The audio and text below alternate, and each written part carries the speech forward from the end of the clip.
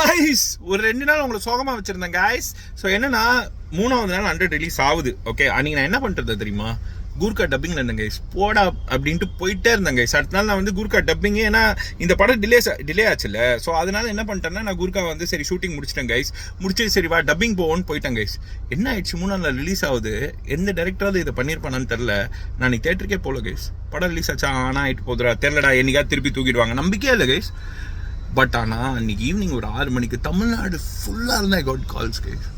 ஃபுல்லாக I got calls, you wouldn't believe. Okay, எனக்கு darling எவ்வளோ கால்ஸ் வந்துச்சோ அதை விட ஜாஸ்தியாக வந்தது கைஸ். ஸோ அதுதான் இந்த 2 நாள் கஷ்டம் இருந்ததுல, மன உளைச்சல், டென்ஷன், அதெல்லாம் மீறி ஒரு ஹாப்பினஸ் ஒன்று வந்தது guys. Super super super message, நல்லா இருக்கு, நல்லா டெஸ்டிங் ஐடியா, நல்லா இருக்கும், சூப்பராக இருக்கும், நல்லா இருக்கும் படம், நல்லா இருக்கும். That is what I felt that day. நம்ம உழைச்சோம்னா நடந்துரும். 50 days போச்சு கைஸ்.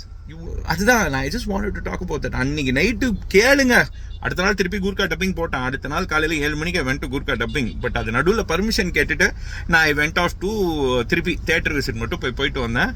பட் அடுத்த வேலையை பார்க்கணும்ல அப்படின்ட்டு அன்னைக்கு நைட்லாம் என் ஹஸ்பண்ட்ஸோட full night guys, full fun. அதாவது என்ன, சாப்பாடு நமக்கு வேற என்ன பண்ண முடியும், வேற ஒரு மனுஷன் என்ன உடனே வீடு வாங்கி லேண்ட் வாங்கி இது வாங்கி அதெல்லாம் சந்தோஷமா இல்லை. அநியாயத்துக்கு இருக்கிற எல்லாத்தையும் ஆர்டர் பண்ணி சாப்பிட்டேன் கைஸ். அதுதான் கைஸ் என்னோட ஹாப்பினஸ். ஸோ இது நடந்தது, இதுதான் அதான் வாழ்க்கை வந்து அப்படியே நம்மளை ஜாலியாக்கி விட்டுருச்சு. அண்ட் அடுத்து கூர்க்கா பண்ணேன் கைஸ்.